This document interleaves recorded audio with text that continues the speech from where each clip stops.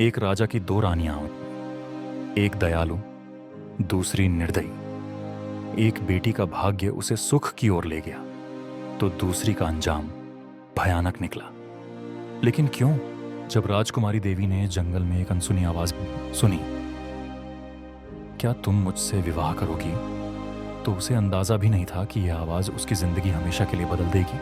लेकिन जब वही कहानी दोहराई गई, तब भाग्य ने अपना दूसरा चेहरा दिखाया। क्या किस्मत से खेलना सही था? क्या हुआ दोनों राजकुमारियों के साथ? जानने के लिए वीडियो को अंत तक देखें। बहुत वर्ष पहले एक राजा की दो रानियां होती। बड़ी रानी शोभा बहुत अच्छे स्वभाव की दयावान स्त्री थी। छोटी रानी रूपा बड़ी कठोर और दुष्ट थी। बड़ी रानी शोभा के एक पुत्री थी, नाम था देवी। रानी रूपा के भी एक बेटी थी, नाम था तारा। रानी रूपा बड़ी चालाक और महत्वाकांक्षी स्त्री थी। वह चाहती थी कि राज्य की सत्ता उसके हाथ में रहे। राजा भी उससे दबा हुआ था। रानी रूपा बड़ी रानी और उसकी बेटी से नफरत करती थी। एक दिन उसने राजा से कह दिया कि रानी शोभा और देवी को राजमहल से बाहर निकाल दिया जाए। राजा रानी रूपा की नाराजी से डरता था। उसे लगा कि उसे वही करना पड़ेगा जो रूपा चाहती है। उसने बड़ी रानी और उसकी बेटी को राजमहल के बाहर एक छोटे से घर में रहने के लिए भेज दिया। लेकिन रानी रूपा की घृणा इससे भी नहीं हटी। उसने देवी को आज्ञा दी कि वह प्रतिदिन राजा की गायों को जंगल में चराने के लिए ले जाया करे। रानी शोभा यह अच्छी तरह जानती थी कि यदि देवी गायों को चराने के लिए गई तो रानी रूपा उन्हें किसी और परेशानी में डाल देगी। इसलिए उसने अपनी लड़की से कहा कि वह रोज सुबह गायों को जंगल में चरने के लिए ले जाया करे और शाम के समय उन्हें वापस ले आया करे। देवी को अपनी मां का कहना तो मानना ही था, इसलिए वह रोज सुबह गायों को जंगल में ले जाती। एक शाम जब वह जंगल से घर लौट रही थी तो उसे अपने पीछे एक धीमी सी आवाज जब सुनाई दी। देवी, देवी, क्या तुम मुझसे विवाह करोगी? देवी डर गई। जितनी जल्दी हो सका उसने गायों को घर की ओर हाँका। दूसरे दिन भी जब वह घर लौट रही थी तो उसने वही आवाज सुनी।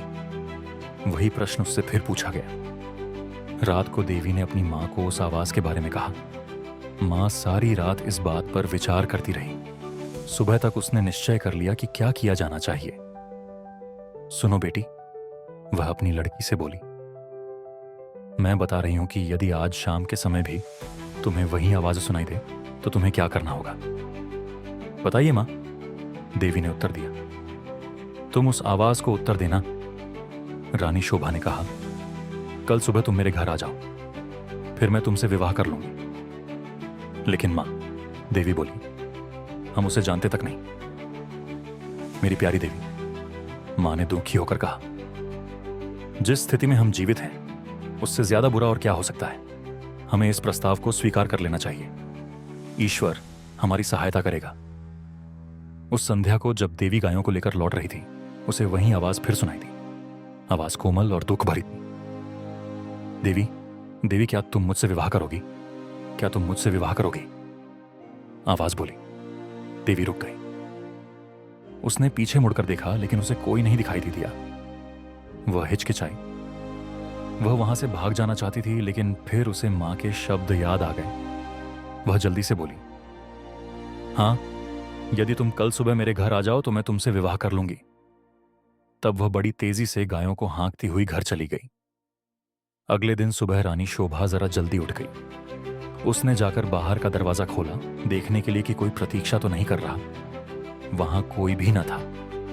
अचानक उसे एक धक्का सा लगा और वह स्तब्ध रह गई। एक बड़ा अजगर कुंडली मारे सीढ़ियों पर बैठा था। रानी शोभा सहायता के लिए चिल्लाई। देवी और नौकर भागे भागे आए कि क्या बात है। तभी एक आश्चर्यजनक बात हुई। अजगर बोला, नमस्कार। उसका स्वर बहुत विनम्र था।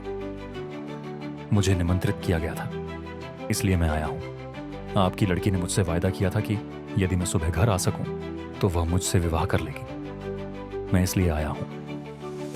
रानी शोभा की समझ में नहीं आ रहा था कि वह करे तो क्या करे। उसे तो यही आशा थी कि किसी दिन कोई सुंदर नौजवान उसकी लड़की से विवाह करने आएगा। उसने यह कभी नहीं सोचा था कि वह अजगर होगा। एक नौकर भागकर रानी रूपा के पास गया और उसने सारी घटना बतला दी। रानी यह सुनकर प्रसन्न हुई। वह उसी समय अपने नौकरों के साथ रानी शोभा के घर गई। यदि राजकुमारी देवी ने किसी के साथ विवाह का वायदा किया है, वह बोली, तो उसे अपना वायदा अवश्य निभाना चाहिए। रानी होने के कारण यह देखना मेरा कर्तव्य है कि वह अपना वायदा पूरा करें। उसी दिन विवाह हो गया। रानी शोभा और देवी के लिए यह कोई प्रसन्नता का समय नहीं था, लेकिन इतने दुर्भाग्य सहने के बाद वे किसी भी प्रकार की विपत्ति का सामना करने को तैयार थीं। विवाह के पश्चात अजगर अपनी पत्नी के साथ उसके कमरे में गया।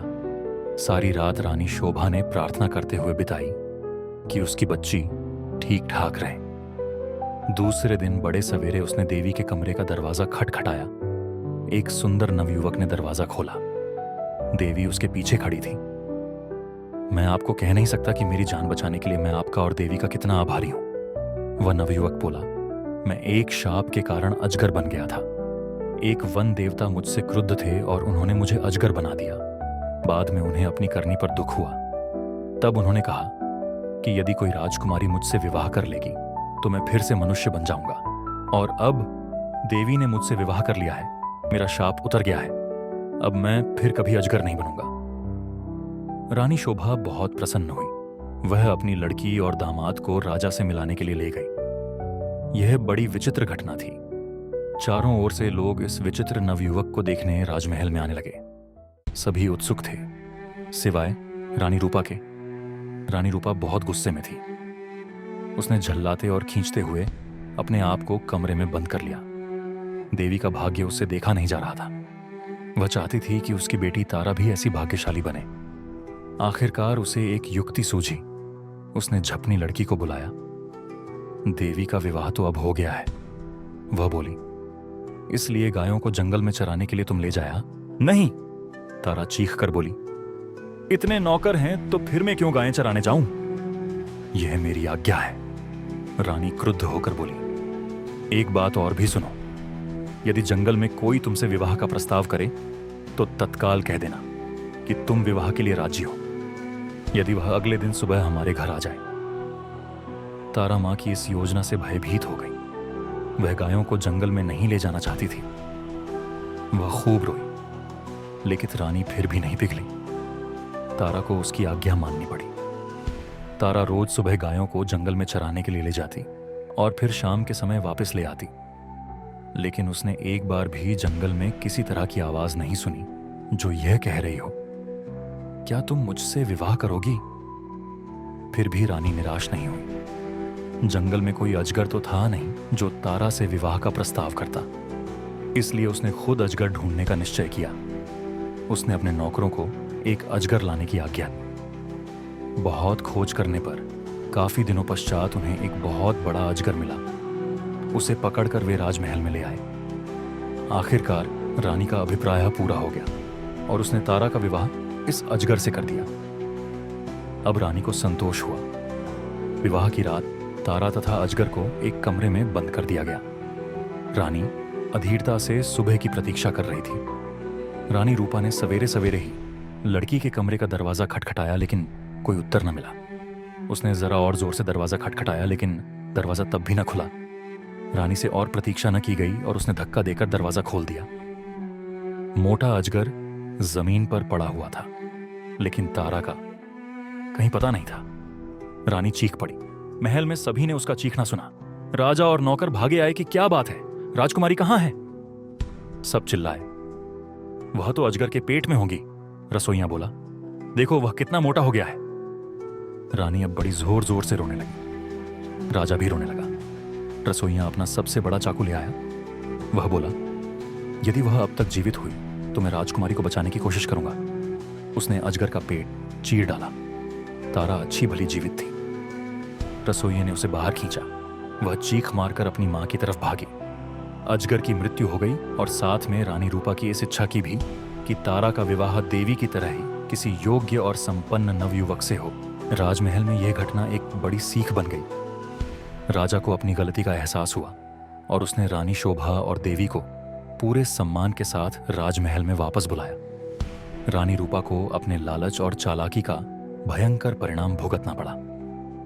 तारा अब समझ चुकी थी कि असली सुख सच्चे प्रेम और भाग्य से मिलता है, न कि जबरदस्ती की गई चालाकी से।